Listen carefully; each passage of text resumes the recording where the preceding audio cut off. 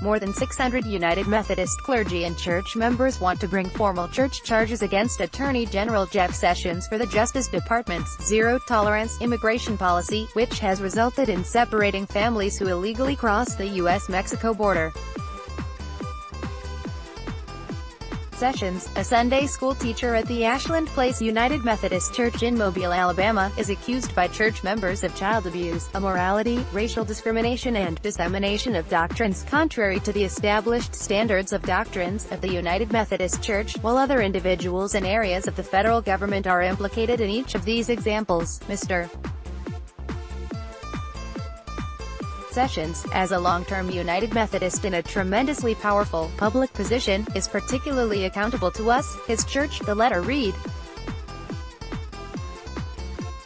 As his denomination, we have an ethical obligation to speak boldly when one of our members is engaged in causing significant harm in matters contrary to the discipline on the global stage. Related, United Methodist Church slams family separations, calls Trump policy antithetical to the teachings of Christ. The Reverend David Wright, who organized the effort to charge Sessions, told Newsweek Tuesday that these types of charges against a member of their own denomination are very, very rare. A week ago, I couldn't have imagined doing this, Wright said, adding that the hundreds of signatures they received were within just 24 hours.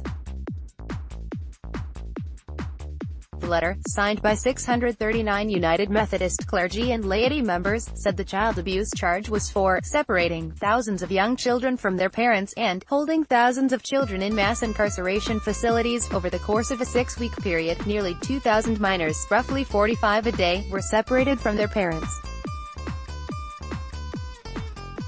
Members cited the immorality charge for oppression of those seeking asylum, and cited racial discrimination for attempting to criminalize Black Lives Matter and other racial justice activist groups, among other things. The letter also cited Sessions' use of Romans chapter 13 last week to defend the administration's policy of separating families and said it was in stark contrast to supporting freedom of conscience and resistance to unjust laws. The United Methodist Church called the policy antithetical to the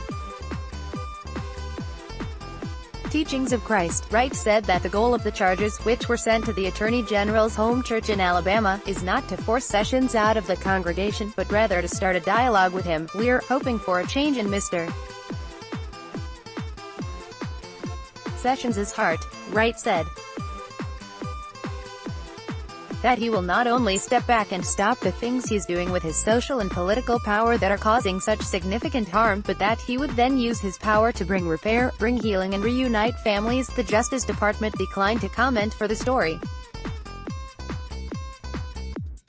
In early May, Sessions announced the Trump administration would begin separating parents and children at the border, a change from previous administration's policies, including Trump's own that allowed families to remain together. "If you are smuggling a child, then we will prosecute you, and that child will be separated from you, as required by law," Sessions said on May 7. "If you don't like that, then don't smuggle children over our border." Update: this story has been updated to include comment from Reverend David Wright and to show that the church later clarified that 639 members signed the letter, as one